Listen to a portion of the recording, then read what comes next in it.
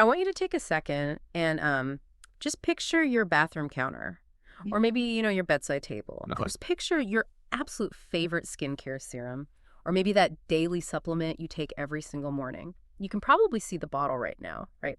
The sleek frosted glass, the minimalist typography, the beautiful logo. It's always very aesthetic. Exactly. And when we look at that bottle, we just naturally assume that the name printed on the front, well, we assume it belongs to the genius scientists who spent years in a laboratory mixing it up just for us. Right. But it's actually one of the most persistent illusions in modern commerce. Yeah. The brand you love is very often just a, masterful storyteller. It's a marketing engine. But the actual chemistry, the manufacturing, the regulatory compliance, all of the physical reality of that product is happening somewhere else entirely. Which is wild to think about. Yeah. And today we are taking a deep dive into that hidden, really high-stakes world of contract manufacturing, or, as it's called, OEM, which stands for Original Equipment Manufacturer. Yeah, and we're using a really incredible piece of source material to guide us today. We are. It's the OEM Skincare Buyer's Guide. It was written by Laurent Fabian and published by Ingredientsage on April 26, 2026. And what Fabian's guide does is it really pulls back the curtain on how these private label partnerships operate today. Because, the industry has evolved so far beyond the old model. The old, just slapping a custom logo on a generic tub of lotion model. Exactly. It's not that anymore. It is now a highly sophisticated network of chemical engineering and, quite frankly, global logistics. Okay, let's unpack this. Our mission for this deep dive is to map out that invisible world by following the journey of just a single drop of serum. Because whether you are an aspiring beauty entrepreneur dreaming up a brand, or an investor looking at the space, or just a deeply curious consumer staring at your own medicine cabinet, understanding this journey reveals what separates a flash-in-the-pan social media brand from a scalable, safe, and really sustainable empire. Absolutely. So let's start right at the physical beginning, right? The beaker. The engine of creation. Well, formulation is where the text begins. And the guide emphasizes that in the OEM world, mastering the actual chemistry is really only half the battle. Right. Because a chemist can create this miraculous, highly effective serum in a small laboratory setting. But if the manufacturing facility cannot scale that exact formulation to produce, say, 10,000 gallons of it flawlessly. Wow. Yeah, every single time without the emulsion breaking or the active ingredients degrading, then you just do not have a viable product. Speed, scalability, and consistency are the actual metrics of success here. And the guide spends a lot of time on the demands that brands are placing on these OEM R&D labs now. They want what they call clean labeled textures. Right, which means formulating without traditional stabilizers that consumers now reject. Yeah, and they need low odor profiles too, because, masking a chemical smell requires synthetic fragrances, and the current market heavily favors fragrance-free products. So to achieve all this quickly, brands face this massive initial decision, right? Do you build a custom formula entirely from scratch, or do you use a stock formula? And the source material heavily advocates for the agility of what they call private label-friendly stock formulas.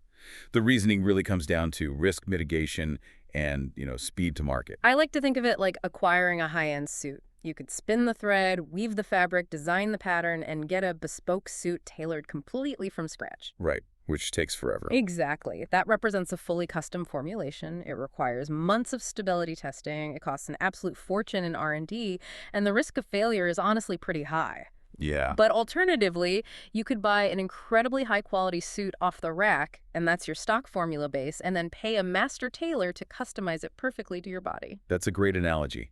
The modularity of those stock libraries is really the key mechanism here. Yeah. And OEM has already spent years proving that a specific base emulsion will remain stable for 36 months on a shelf. Oh. Right. So a brand can then take that proven base and adapt it.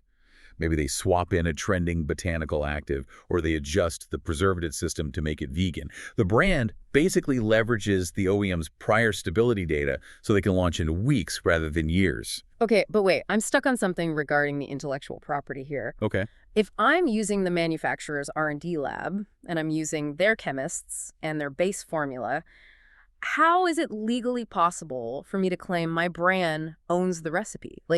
Wouldn't the manufacturer just take the final customized formula and sell it to the highest bidder?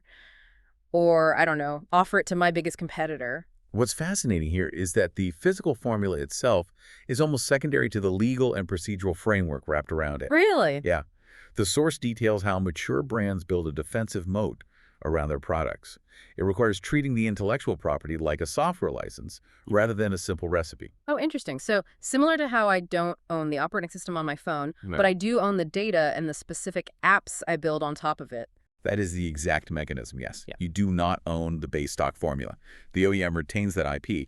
However, the contract must explicitly carve out ownership of the specific modifications. Ah, I see. So if you collaborate to integrate a proprietary blend of antioxidants into that base, your agreement dictates that your brand owns that specific API key, basically the unique combination and the rights to use it post-launch. The guide also emphasizes that IP protection has to be really active. Like, it mentions secure data exchange and defined change control processes. Yes. Meaning the OEM has to have strict digital firewalls so your customized data isn't inadvertently exposed to another brand who might be using the same supplier portal. Exactly, which actually transitions us from the creation of the drop of serum to its survival. Right. Because once you have this legally protected, perfectly scaled formula, you face the harsh reality of global regulatory frameworks. A top-tier OEM partner must function as both a chemical engineer and an international compliance lawyer. Here's where it gets really interesting.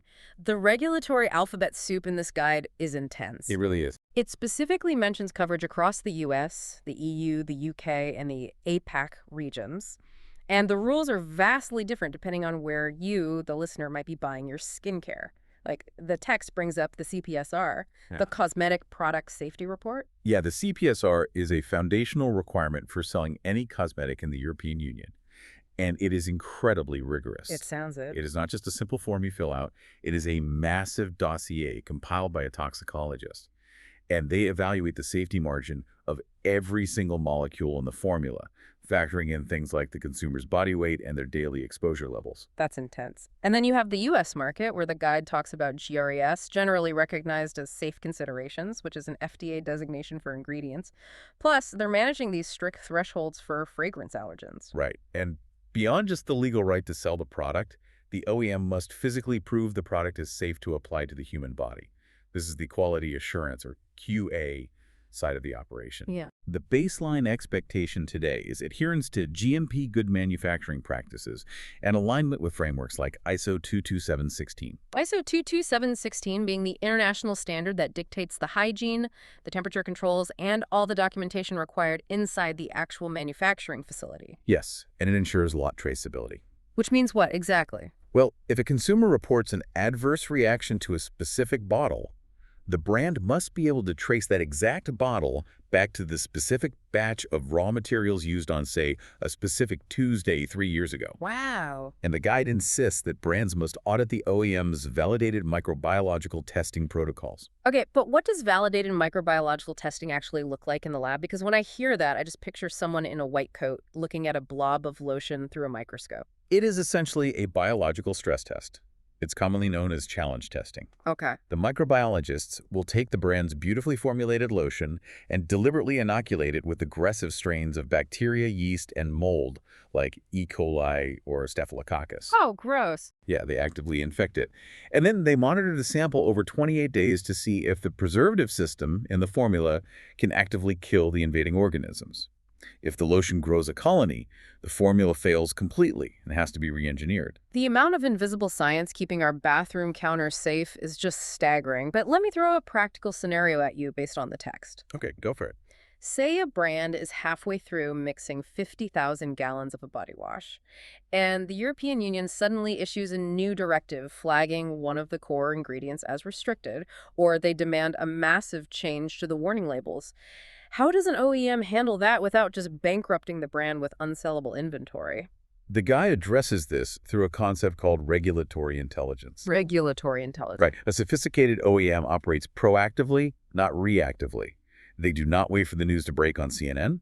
They employ regulatory teams who monitor international committee meetings and draft legislation.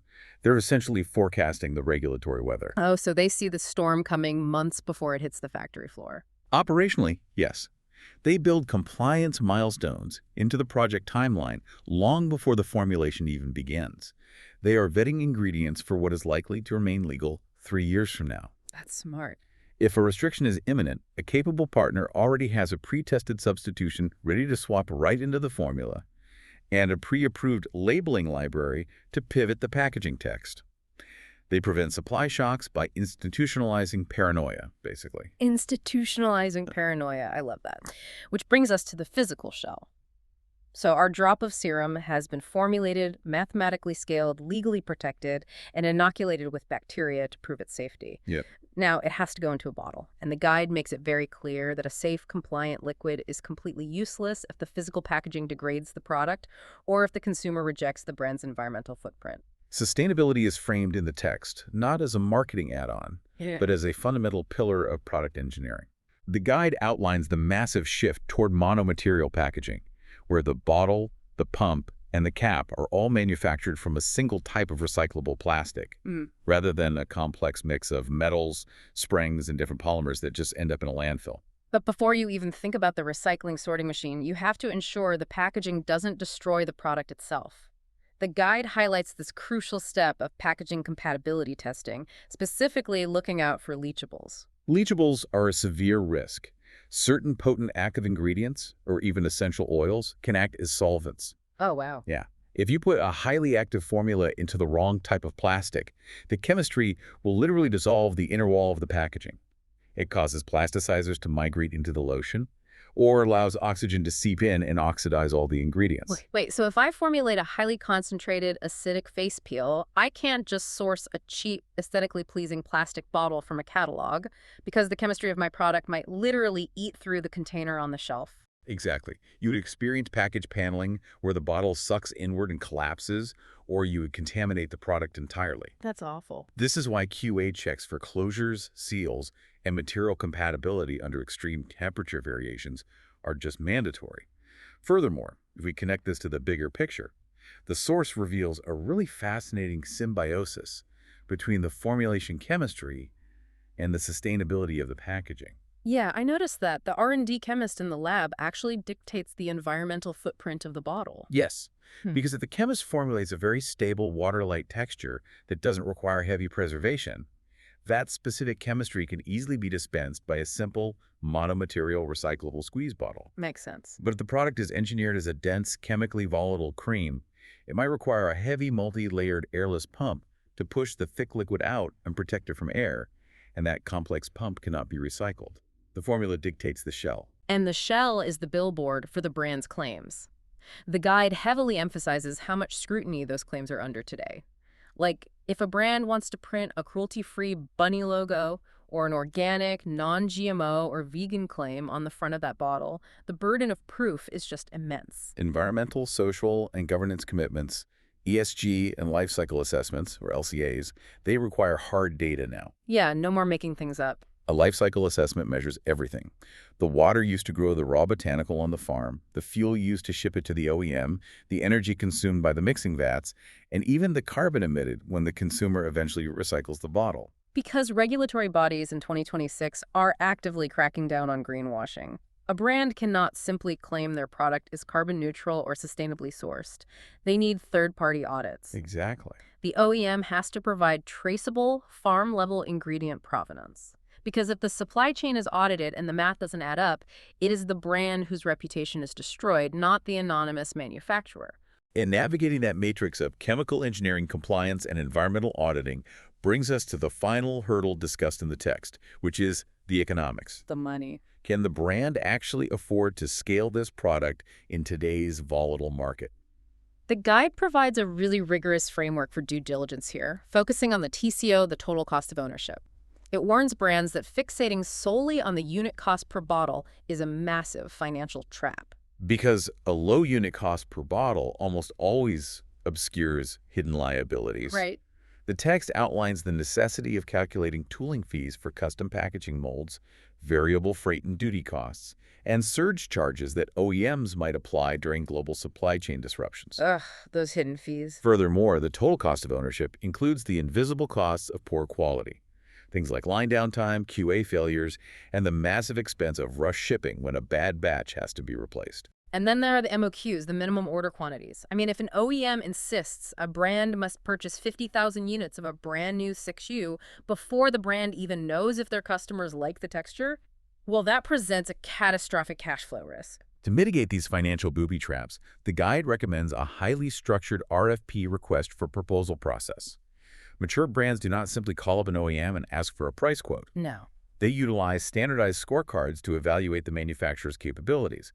They demand live sampling events to test prototypes in real time, and they require digital QA dashboards that provide transparency into the batch status at literally any given moment. Looking at the 2026 to 2027 trends section of the guide, it's pretty clear the landscape is becoming faster and much more volatile. Brands are demanding on-demand sampling to de-risk their new launches in weeks instead of months. But there's one trend emphasized here that seems totally counterintuitive to me, and that's dual sourcing. Utilizing multiple manufacturing partners in different geographic regions simultaneously. Right. And I'm looking at this and thinking, we just established how incredibly difficult it is to get one facility to nail the microbial testing, the IP protection, the European compliance, and the monomaterial packaging compatibility. Yes.